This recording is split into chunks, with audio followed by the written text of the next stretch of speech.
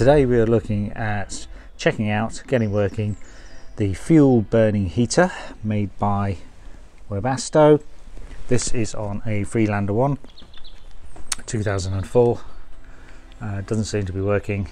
It's useful to have it working because it speeds up the warming up of the engine. Diesels otherwise don't generate a huge amount of heat and have quite a slow warm-up time, so it's useful to have that warming a little bit quicker. You can also wire them up so that you could remotely trigger them without the car running, without the ignition on. And on this car, to do it, you have to tap into this grey and green wire over there, which I've just done with a multimeter probe for the moment.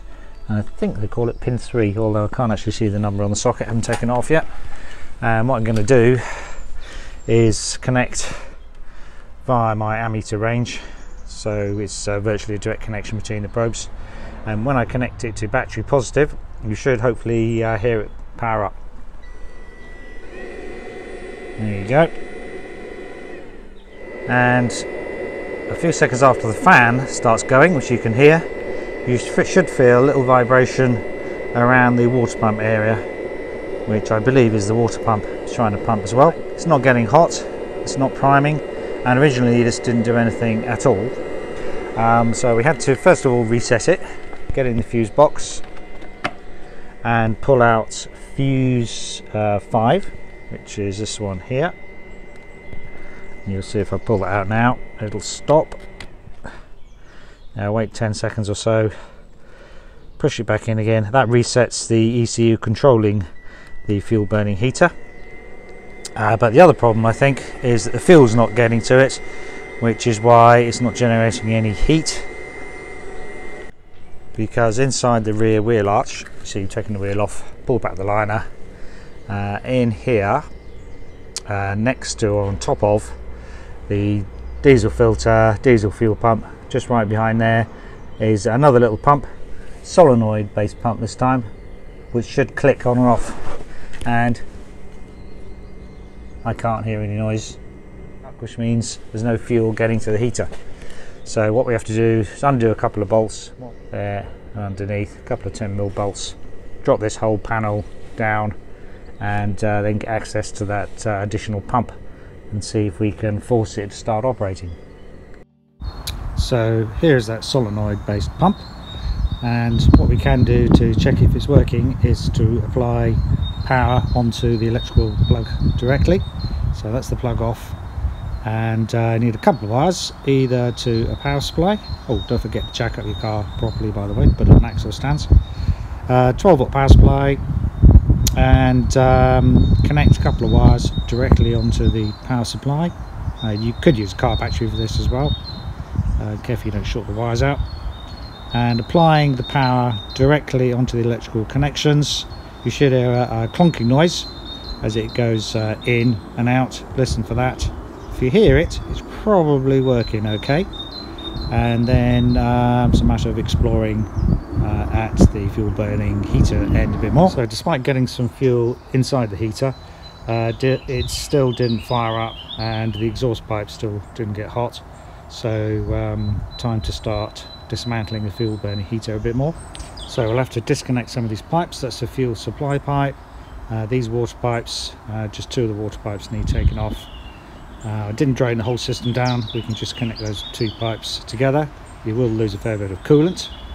The heater is only held onto the bodywork by just a couple of bolts that you can loosen off, and then it should pull off, and there you see the coolant pipes have just connected together by a bit of plumbing pipe. So here we've started to dismantle the heater, taken some of the brackets off, disconnected the exhaust, fairly straightforward. You need a set of torque screwdriver bits to remove these these covers. The wires go off to the various components. The water pump, I suspect the thick ones are probably the glow plug for igniting, and probably this one is the air blower. This cover is just held on by plastic clips that can be levered off, as I believe that is the back end of the air blower. And next we remove the cover off what seems to be like the pre-combustion chamber or something. So that tube poking up is where the fuel enters, This must be where the air gets blown out from the air blower, and in here must be the combustion chamber. Here is the exhaust, so this must be the little glow plug for starting ignition. So next we need to remove these screws to get this section off. We can also check whether our glow plug is doing anything by measuring its resistance, which should be pretty low, in the order of a few ohms. So next is to remove what I believe is the combustion chamber. It's actually full up with diesel where I've been priming it so much, trying to get it to work. This is where all the flaming must happen, and that's obviously a heat exchanger surface to the water that surrounds it. In here looks to be all pretty gunky, probably coating the glow plug. We need to try and work out how to clean that out. I measured the resistance of the glow plug, which is this thing here, and it was something like about 1.5 ohms. So it looks like that is still working, which is good news because they're quite difficult and expensive to get hold of. Glow plug comes out by removing this little clip, and then glow plug should just pull out like so. Interesting little construction, and we'll test that in a minute by putting it on our power supply or car battery. And here we can see how crudded up the inside of that combustion chamber is. Whether that's why it wasn't working or not, I'm not sure. It certainly doesn't look very good. So I cleaned some of the crud out of it. What you can actually see there, if we get it in sunlight, is at the bottom it seems to be like a wire mesh grill. If we attach an air line to the fuel supply line, we can actually see the fuel and the air bubbling out of that mat. Right, hopefully we can see this. If we pump a little bit of air in,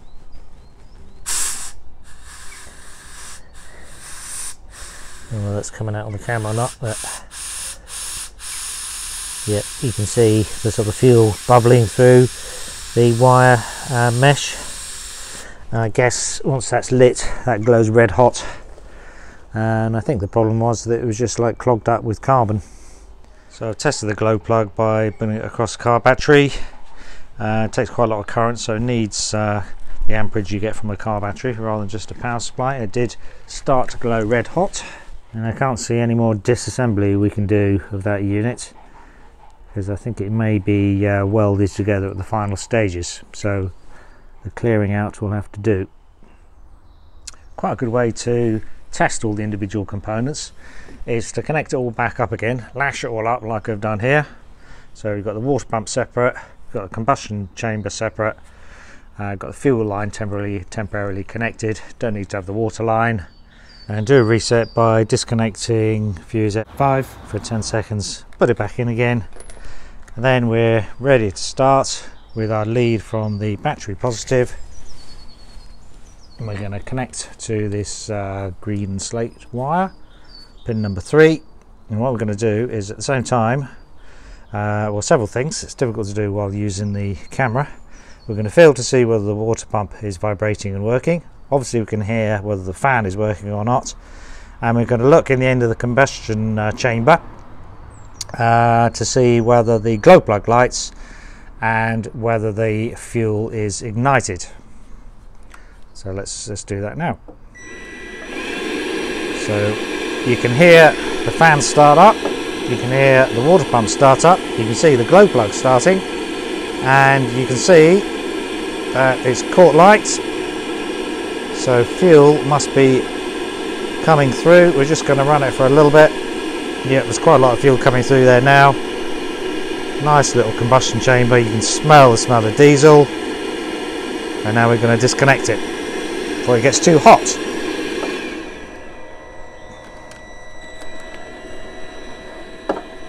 Now you'll notice it will run on for a little while. Somehow it's managing to detect that there is a flame in there. Previously, when it wasn't working, disconnecting our 12 volt connection would pretty quickly have the unit turning off. This time it's running on for longer, so obviously clearing out all of that gunk out of the combustion chamber has had the desired effect to get the unit working, because it needs to run on for a little bit longer to use up all of the fuel, of course.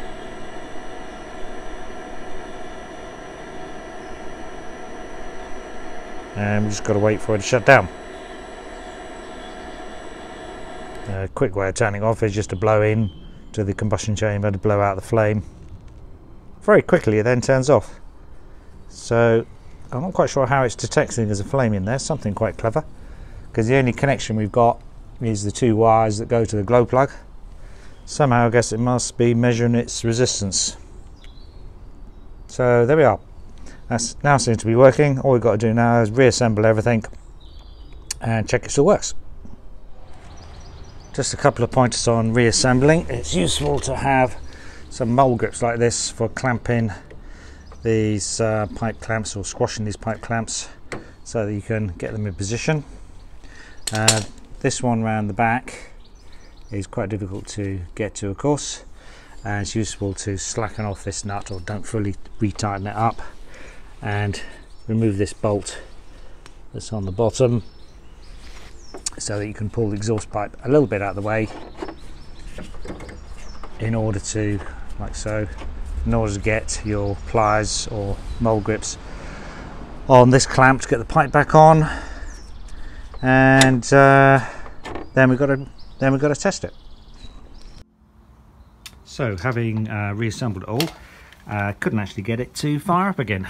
Sod's law, I suppose. So I've disassembled the whole thing again, and I noticed when trying to fire it, it doesn't. So the glow plug doesn't even light. So we can check if fuel is getting through to our burner by activating the fuel pump.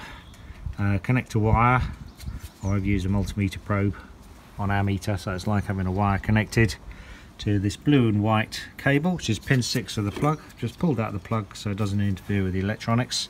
That's the supply to the pump solenoid. So tapping it off and on the positive battery, you should be able to hear a little clonking from the back of the car. If we at the same time look at the gauze at the bottom of the combustion chamber, you should see, like there, a little bit of fuel being pumped into it. So that's primed and fuel is there available to be combusted. The problem we've got now is, why isn't the glow plug working? I can measure the resistance of it, that's fine. So after lots of attempts at getting it to start working again, lots of pulling out fuse, trying to reset it, disconnecting and connecting pin 3 onto 12 volts, somehow I seem to manage to get it to work again. I did give it a little kickstart.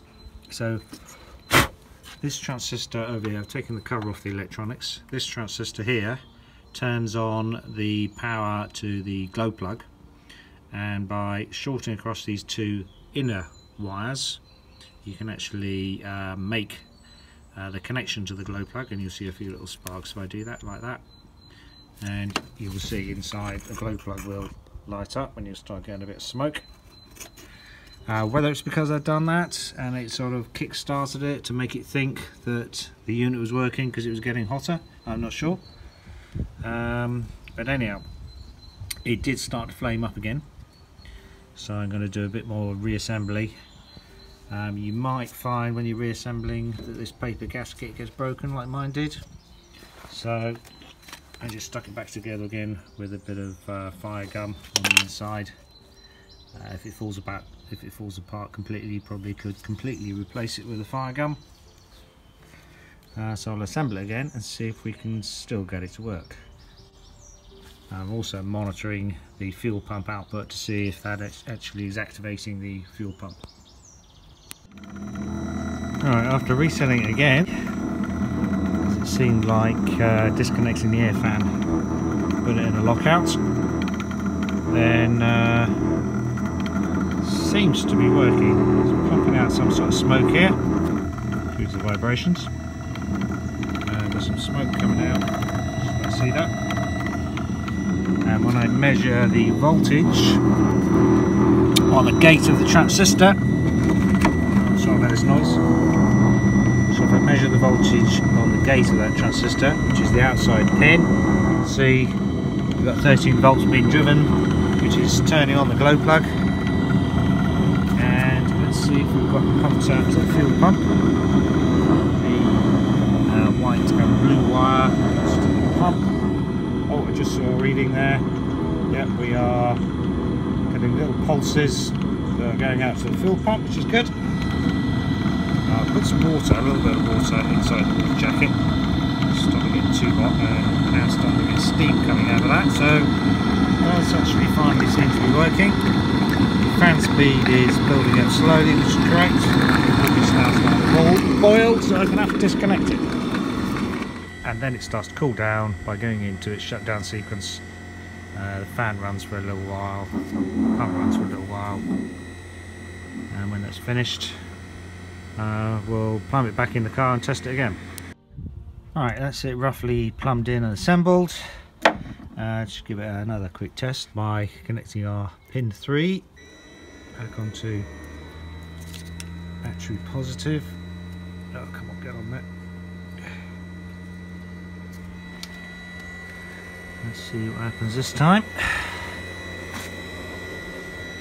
And yet again, fully assembled, it is refusing to start again.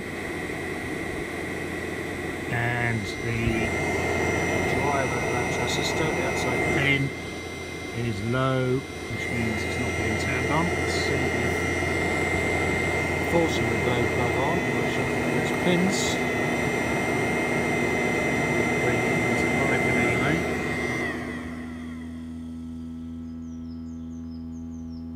Interesting, the turned off.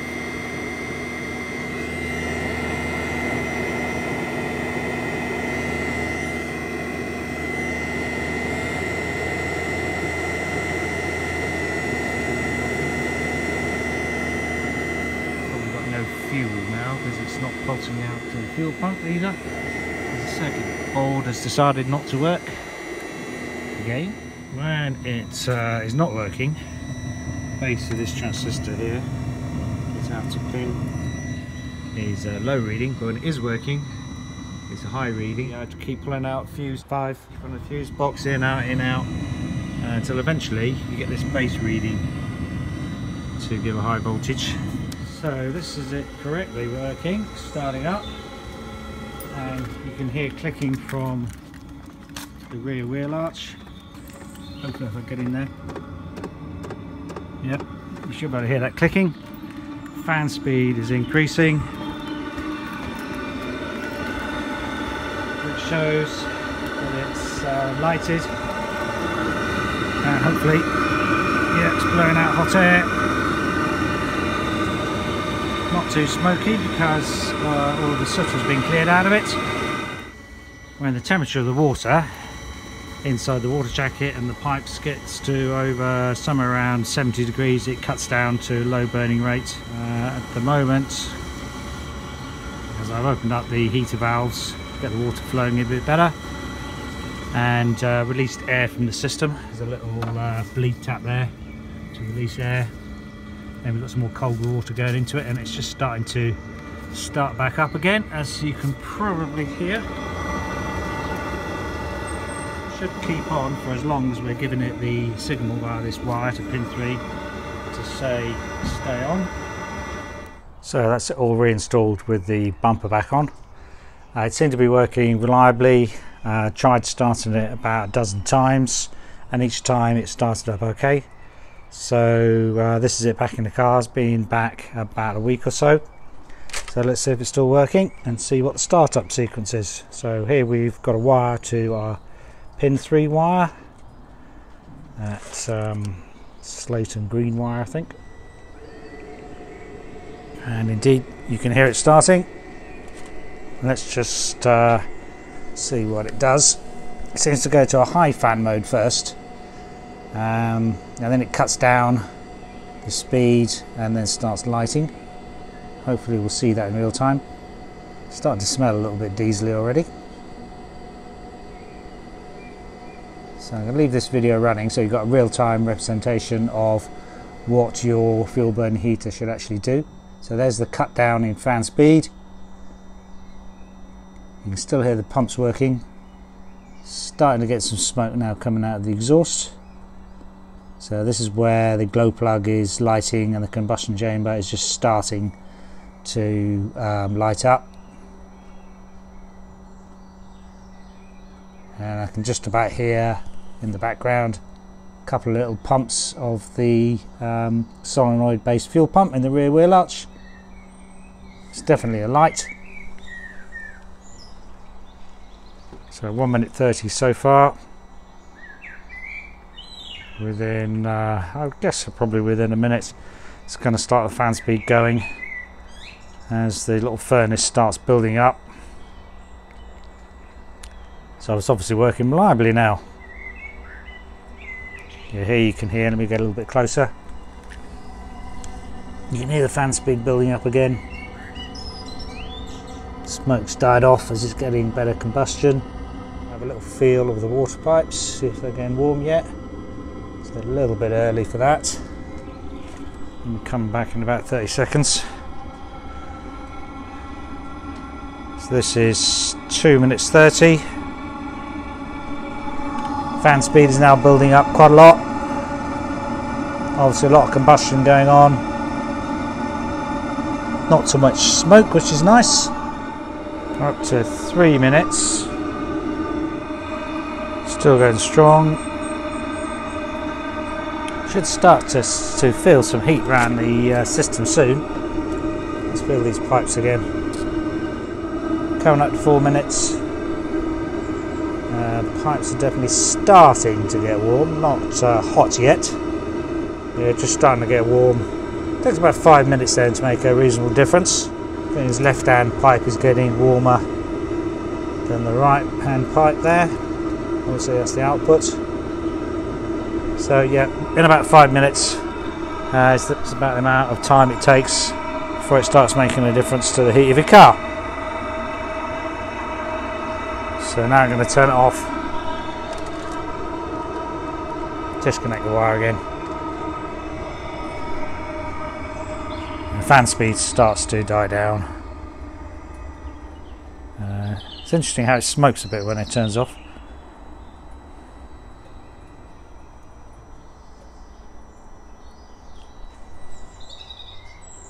So some people can mistake this for the car being on fire, but it's just a natural thing that they do.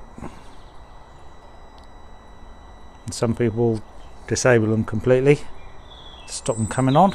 Normally it would only come on in cold weather, very cold weather, below about 6 degrees centigrade, I think.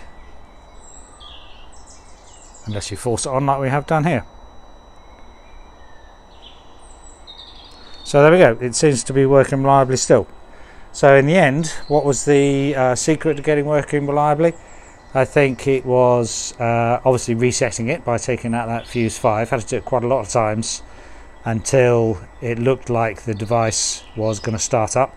The other thing I think helped was forcing it to have an initial flame by doing a manual engagement of the fuel pump by tapping connection from the plus 12 volts of the battery onto pin 6, that white and blue wire. Tap it on and off a few times. That got some fuel into the combustion chamber, and then manually engaging the glow plug by shorting across those 2 pins on the transistor to force the glow plug to come on. Obviously then forced a flame to occur, combustion to occur. I think what happens then is the CPU inside the fuel burning heater actually sees that there's a flame and realizes that the unit is capable of sustaining a flame, and then on resetting it goes through its normal startup sequence.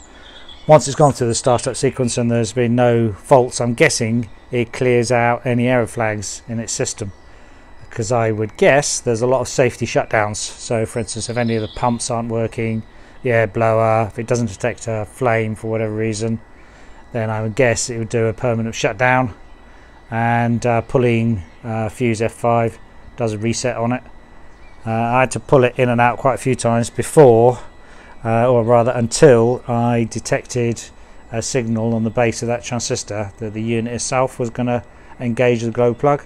onto the outside pin of the transistor, doing the fuse in and out quite a few times until I saw near enough 12 volts on the gate of that transistor.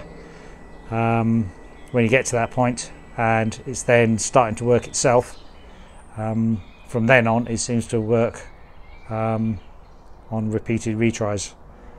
So now it's all turned off and shut down. So not a very scientific way of getting it working, but nonetheless I've got it working. Bit of a long-winded video, a lot of trial and error. Sorry if I've waffled on too much. I'm probably still waffling on, but anyhow, that's how I fix mine. You might want to have a go at fixing yours because you'll have a warmer cabin. Okay, thanks for watching. Bye.